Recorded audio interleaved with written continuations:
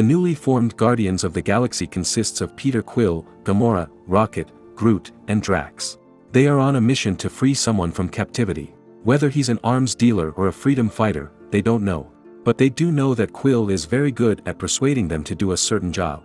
They climb up the rocky side terrain of the prison. They get in through the sewage system. Using Groot's abilities, they steal an ID from one of the alien guards. Quill uses this to access the building system. He intends to shut down the security when the security themselves catch him. Drax and the others come in to take down the guards. Once Quill has gotten into the system, he disables the alarms. But this causes reinforcements to trap them inside the system's room. Quill gets them out by throwing a bomb at the guards. They proceed to the cell where the prisoner is held. To everyone's dismay, they find out the prisoner is Yondu. He's a well-known Ravager who can double-cross them anytime he likes. Also, he's Quill's adoptive dad. The story's complicated. Anyway, they force him to tell them why he's caught in the first place. Yondu tells them he was transporting something important when he was caught. It's an ancient object that powerful entities all over the universe want. He also says the name of his captor is Korath, an adoptive son of Thanos, and sort of a brother to Gamora. With Yondu leading them, they all go to a storage room, thinking the object is there. But the Ravager only wants to retrieve his distinct weapon, a Yaka arrow. Even if they don't find what they're looking for, Rocket has found some valuable ammunition. Weaponry and electronics are his cups of tea. They escape by exploding one of the walls. Rocket has provided all of them with their own jet packs, so they can use them to fly toward their ship. However, sentinels from Koratha's army come, shooting them with laser beams. Rocket gets hit, along with Quill's quad blasters. Yondu, Gamora, and Drax destroy some sentinels, but there are many of them left. With Groot's persuasion, Rocket plants a bomb inside his bag of stolen ammunition and tosses it toward the sentinels, making all of them explode. With that, they head to Koratha's base. Groot has taken too much damage from the laser beams, turning him into a baby sprout. Rocket places him in a pot to grow. Meanwhile, Gamora is making plans on how she'll steal the object from her brother's quarters. But Yondu disapproves. He says only he and Quill can come while the others must watch their backs. He says he has the key to the object, so he calls the shot. Everyone reluctantly agrees. When they come near the base, they see that it's surrounded by thousands of asteroid fragments. Gamora would have easily piloted them to the entrance, if not for the base shooting at the asteroids and hitting them. She grounds their vehicle on one side of the ship. But unfortunately, they are in the wrong spot because they are in front of a blaster. When it shoots, it creates a hole in their ship. They almost get sucked out. Thankfully, Drax sacrifices his butt as the temporary seal for the hole. Yondu and Quill proceed to infiltrate Koratha's base. They use the vents to navigate their way.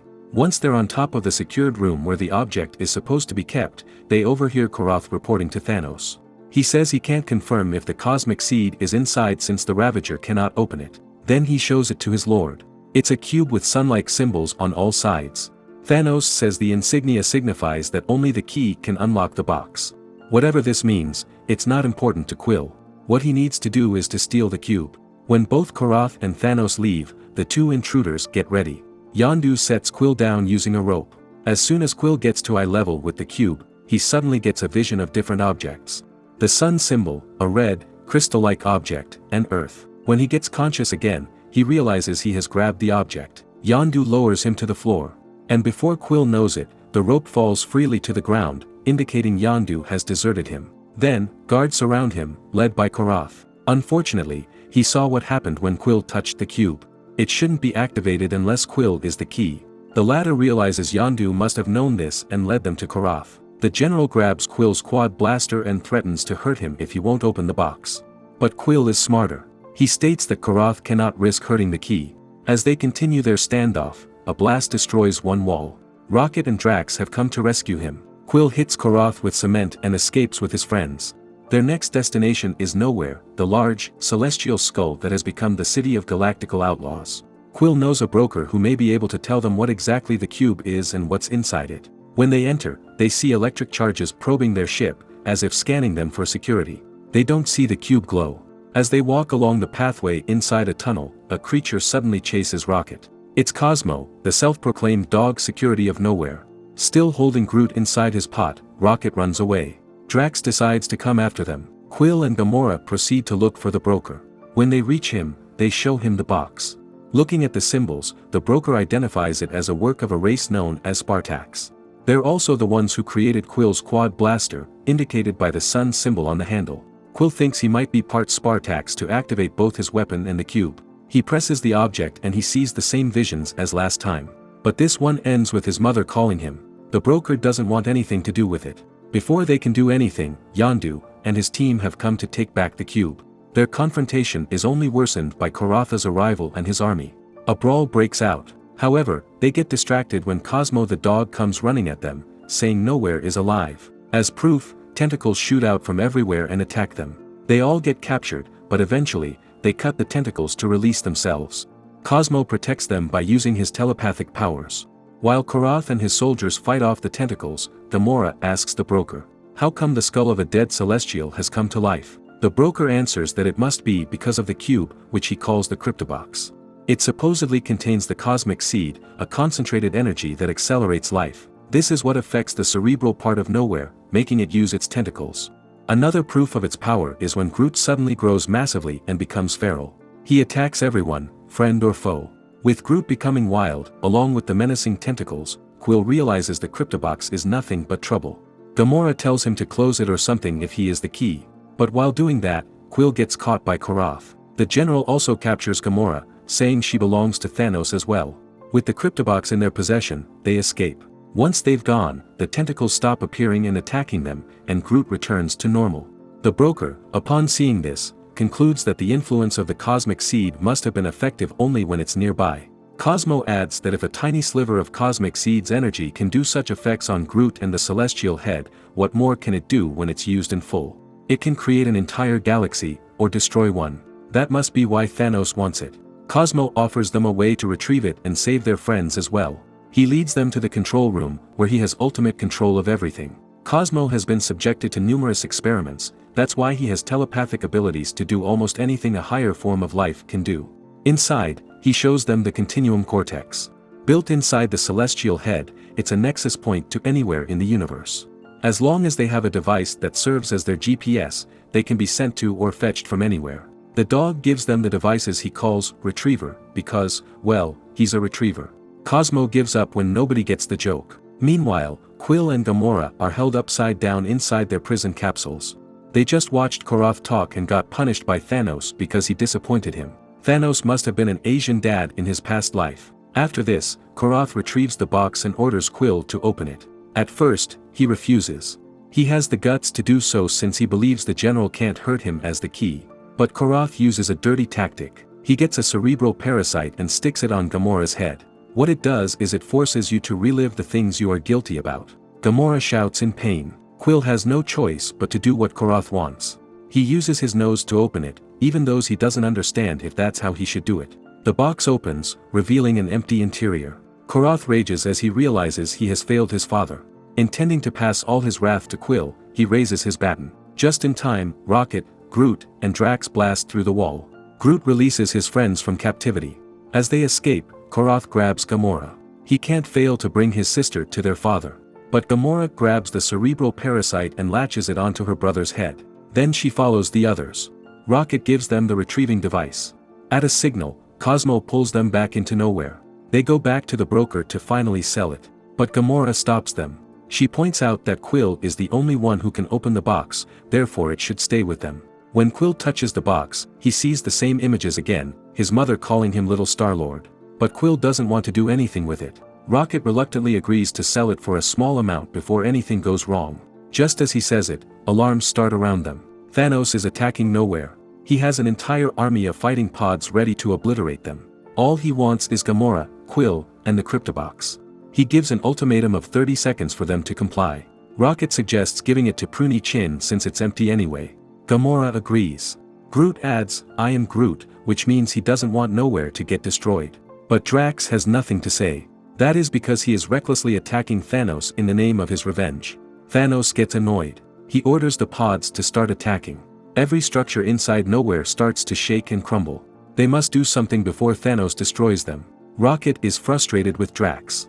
"Way to use his big brain," he says. But Quill gets an idea from this. He goes to the control room where the continuum cortex is. He activates the cryptobox, which instantly brings the tentacles back to life. As these things grab Quill, he uses them to pilot the whole celestial head. This causes massive laser beams to shoot out from its eyes, instantly obliterating most of the pods. Gamora and Rocket help Quill drive the skull. Then, Cosmo commands everyone in Nowhere to divert all teleportational fields into external output. He sets the coordinates.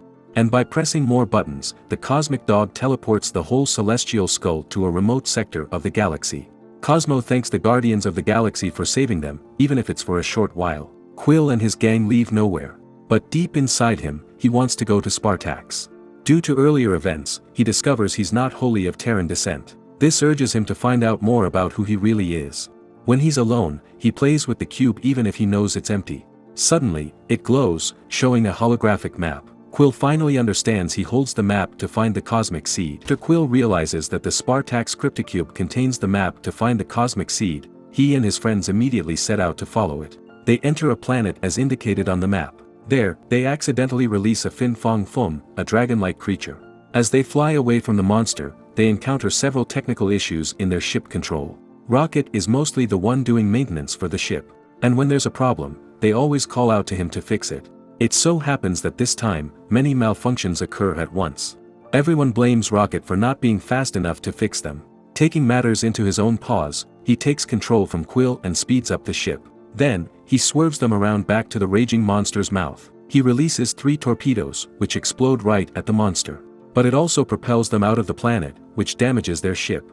Rocket fixes the damage, helped by his assistant Groot. But, despite being adorable and strong support for the team, Groot is not exactly equipped with the mental faculties to be an assistant to a mechanic. He accidentally shuts down the ship's power and opens an airlock. Quill and Gamora are suddenly pulled out into space. Thankfully, they manage to put on their masks. Just then, a larger ship appears above them. It takes them in, including their ship. Inside, they are greeted by spider-like robots. They scan them, then go to their ship and start dismantling it. Quill and the others destroy these robots. At once, they back down. A platform comes down in front of them. Riding it is the Collector. He's a well-known personality across the galaxy who collects unique objects and specimens. He says he thought he was salvaging an abandoned and destroyed ship, so he took it in. Harsh, Quill says, but Rocket asks if the Collector has any spare parts for the repair. The Collector leads them to a room full of mechanical tools and parts, with drones flying around repairing something. This is a dream haven for Rocket, who always wishes to have complete tools and parts for his job. The Collector takes an interest in him, who is definitely one of a kind. Where else can you find a foul-mouthed raccoon engineer? When he spots the cryptocube from Quill's jacket, he strikes them a deal. He tells them that the cube looks incomplete. It needs Pandorian crystals to work properly. They are rare, and fortunately, he knows where to find some. He will give them the location, in exchange for Rocket staying in his ship. The raccoon accepts the deal. He says he's tired of being commanded around by everyone without showing any signs of appreciation. Plus, the Collector has food pellets, so there's that. Quill accepts the deal, too, and he also asks for one of the drones to be Rocket's replacement. Groot, although he's sad, gives his best friend one of the 2 flowers. It aims to be an indicator of when one is in danger. When they return to the ship, they ask Quill if he is letting Rocket go. He says their friend just needs some time to cool off. Eventually, he'll come back to them once they find a Pandorian crystal. But it looks like Quill is wrong on this. The Collector gives Rocket a special passkey to access his engineering lab. For his safety and convenience, of course. Then he shows the raccoon a room full of plasma cannons. Meanwhile, Quill and the others are on their way to the location of the crystal. The drone given to them gives direction. It also does its job as the ship's repairman. They find a floating asteroid. They enter one of the holes. Inside, they find the crystal. But nothing is as easy as that. It's too late when they realize that the hole they entered is actually a mouth, and it's already closing. They are trapped inside a huge rock monster. Then, acidic gas starts to spout at them, melting their ship. It's starting to digest them. Quill thinks that if this creature has a mouth, then it must have another hole where it releases unwanted gas. They find their way into it. A few moments later, they fly out of a space monster's butt. Realizing the Collector has scammed them into terminating themselves, they decide to go and take Rocket back. This is a good action, because the flower in Groot's forearm starts to wilt, indicating their friend is in danger. In the ship, Rocket has had too much fun building a destructive robot. It blasts its way out of the lab. When he tries to follow it, he finds out he is trapped inside. The Collector uses his pocket dimension storage field to contain the robot. He reveals to Rocket that he's become part of his collection. He shows the thousands of other creatures he's collected across the galaxy. Each one has the same passkey as Rocket. It's actually a neural collar that controls them and keeps them inside their compartments. Rocket gets devastated to realize he's just become a part of someone's collection. All his life, he's fought for his freedom. He won't allow the collector to get what he wants. Around the time Rocket thinks of a solution to his problem, Quill and the others infiltrate the ship. They get to the section where the collector keeps his collection of creatures. The man welcomes them and offers a trade. He'll give Rocket back for the cryptocube. Before they can do anything, Rocket busts out of his compartment. He wears a neural amplifier, which overloads the collar and disables it. Then, he destroys the circuit that deactivates all the cages, releasing the creatures. Surprisingly, this includes the Fin Fong Foom. What happens next is pandemonium. The creature goes on a rampage. All the carefully selected collection gets destroyed. Rocket steals the pocket dimension storage vial. Then he tells his friends to distract the dragon. He successfully creates a neural collar and uses it to tame the dragon. The collector despairs to see his collection turn to pieces and ashes. He strikes a last deal. He'll do anything for them just to make them leave. So Rocket chooses to take the section where all creatures are held and decides to return them all to their proper homes. That's the least thing he can do.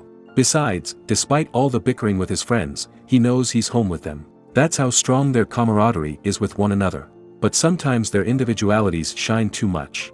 For example, Gamora's competitiveness is a stark contrast to Drax's cool demeanor. When they play small games, she taunts her friend about how better she is. And Drax would only say, "Not everything is a competition." Gamora remarks that he only says that when he loses. Whether it's true or not, they'll find out soon. Quill leads them into the gravitational field of the space station, the Conjunction. Quill explains that he has a friend named Lunatic who has a Pandorian crystal, and they're supposed to meet there. Everyone looks dubious at the sound of Quill's friend's name. Suddenly, an explosion is detected at the rear of the ship. Because of this, they fall fast into the Conjunction's atmosphere. Thankfully, a pool cushions their crash, before stopping on the streets. The crowd who gathers around them claps. An officer by the name of Corpsman Titus walks to them. He almost arrests the Guardians of the Galaxy if not for the Grandmaster interfering. The Grandmaster owns the Conjunction. He has checked the identities of those who crashed into his place. Drax and Gamora catch his attention. As someone who loves exciting games and winning, the Grandmaster hatches a sinister plan involving those two. So he invites them into his luxury suits. He assures the officer that property damages caused by the crash will be taken care of. After all, what happens on Conjunction, stays on Conjunction. There, he offers them a proposition. He wants Drax and Gamora to fight, with the headline, "The most dangerous woman in the galaxy versus the most destructive force in the universe." It will be an epic fight and they will get a share of the profits. Quill and Rocket are all for it because they need the money to fix the ship. But Drax refuses to join. For him, the Guardians do not fight each other for others' entertainment. With that, he walks away and the others followed. But the Grandmaster won't accept defeat that easily. The Guardians split up into two teams. Quill and Gamora will meet Lunatic, while Drax, Rocket, and Groot will look for parts to repair their ship. Drax and the others go to an electronics shop to buy parts. But suspiciously, the things they need for the repair are too expensive. They need the parts if they want to get out of the space station. But where will they get the money? Groot points out a poster of a ring fight. It's calling out for fighters to participate in their contests and win huge monetary prizes. Drax is still not okay with fighting for entertainment. So Rocket explains that they need the money and this is the best way to earn it without becoming a criminal. Eventually, Drax agrees. After a few fights, they manage to earn enough for the basic repairs and some cool upgrades. Rocket thinks this is too good an opportunity to let it pass, so he goads Drax to fight more. The latter agrees, saying he missed the feeling of fighting inside the arena. Meanwhile, Quill and Gamora finally meet Lunatic. The latter tells them that the crystal is his gift to his girlfriend, who turns out to be Quill's ex. The lady alien goes ballistic and attacks Quill. When she sees Gamora, she thinks she's the new girlfriend so she attacks her, too. Quill and Lunatic are just chilling while looking. A few minutes later, Corpsman Titus comes to quell the bar fight. To avoid getting arrested, Quill pleads with Lunatic to give him the necklace. Lunatic agrees, but on one condition, Gamora has to fight the Pulverizer, the most beloved fighter at the moment. Gamora agrees. When they get to the arena, they realize the Pulverizer is actually Drax. He's become the audience's champion due to his fighting skills. When Drax finds out his next opponent is Gamora, he forfeits the game. You have to give it to Drax for being a man of integrity. Unfortunately, this doesn't work. Rocket has already gambled off their renovated ship. If either Drax or Gamora forfeits, the Grandmaster will take their vehicle. To make things worse, the Grandmaster has put a bubble dome over the arena. He announces a new rule: Drax and Gamora must fight to the end, or else everyone in the stadium will get terminated. The two reluctantly agree. Their fight starts. Drax is fighting half-heartedly. Gamora urges him to be more realistic or else the Grandmaster may do something drastic. She taunts him about his family and lies about how she helped her father at that time. Then she realizes it's a stupid move since Drax is so sensitive about his family. In the meantime, Quill, Rocket, and Groot retrieve the ship. They use its blasters to bust out of the garage it's in. As soon as they are airborne, they find that they can't control it. The Grandmaster communicates with them, telling them that he has planned everything. He made the repairs expensive and ordered Lunatic to convince Gamora to fight. Then he planted bombs all over the ship for insurance. The Grandmaster asserts that he controls everything in the conjunction. So, Rocket makes his own rules. He jumps into a nearby empty ship and uses it to propel their own over the tower of the Grandmaster. Quill has already collected the bombs and made a bundle of them. Once there, Quill kicks the bomb bundle onto the top of the tower. This explodes the machine that projects the bubble dome over the arena. Then, as petty revenge, Rocket crashes his ship onto the platform where the Grandmaster is riding. He falls onto the arena, where he has to face the wrath of the audience he has put in danger. Gamora reaches out for the crystal, but Drax beats her to it. "Not everything is a competition," she says. To which Drax replies, "She only says that when losing." With that, the Guardians flee the conjunction with one more Pandorian crystal. The adventures of Guardians of the Galaxy continue as they look for more Pandorian crystals. The Collector has given them all the locations where they can find the objects.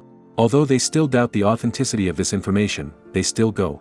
Drax sees that they are being followed by Corpsman Titus from the space station The Conjunction. How determined is he to apprehend them? Quill and the others have been acquitted of all their crimes by the Nova Corps themselves. Understandably, not all cops trust them, but this is too much. Quill hits Titus' ship, forcing him to land on a nearby planet, which happens to be the same planet they are going to. They land in a place that looks like a forest. Quill, being his playful and savage self, teases Groot about finding missing branches from his family tree. Rocket tells him off, saying Groot is a sensitive guy.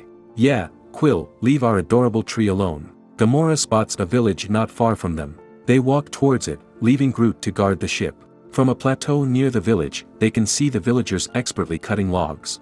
On one side, they see the Pandorian crystal lodged on an altar. Quill tells them to disguise themselves as villagers. They get near the crystal but the village leader spots them. Fortunately, he doesn't do anything drastic. He only wants to trade the crystal with Quill's knife. It should have been an easy mission, except for the fact that Groot suddenly starts running at them, followed by the forest monsters. They are made of rocks, with striking orange coats all over them. These monsters start rampaging into the village. The Guardians defend the villagers and start fighting the monsters. Eventually, they go back to the forest. The villagers create a wall of fire, as this is the only way to keep the monsters at bay. After this, they celebrate their victory, along with the Guardians whom they consider their heroes.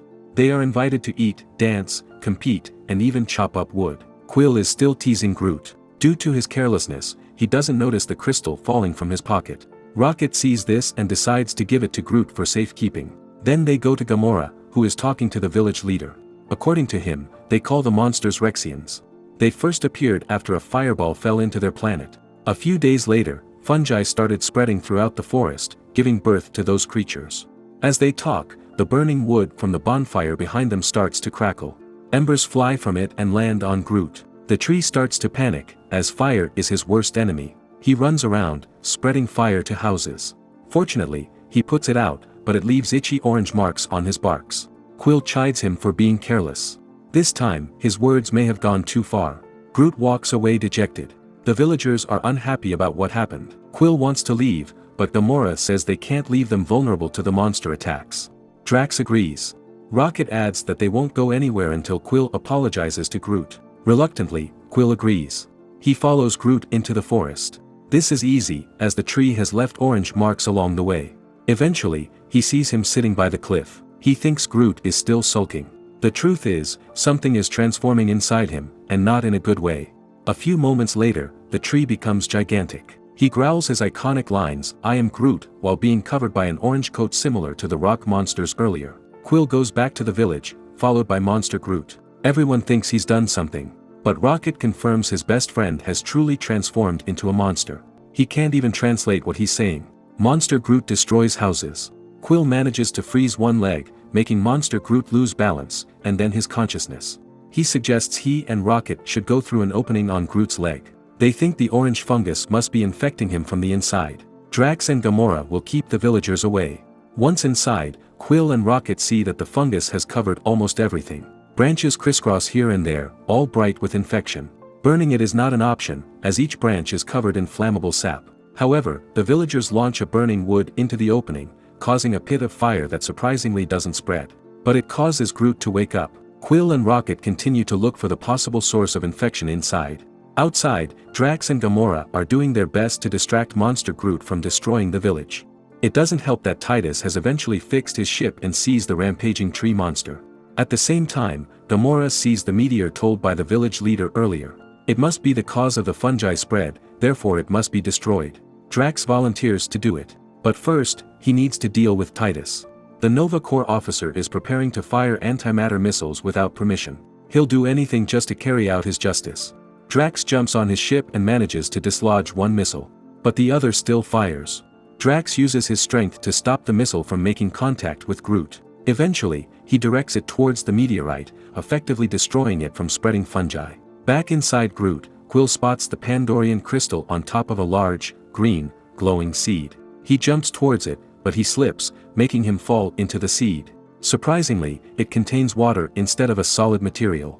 When he opens his eyes, Quill gets a vision of what it really is. He sees Groot planting it on the ground. When watered, several blocks of trees begin emerging from the ground, and the birth of many Groots.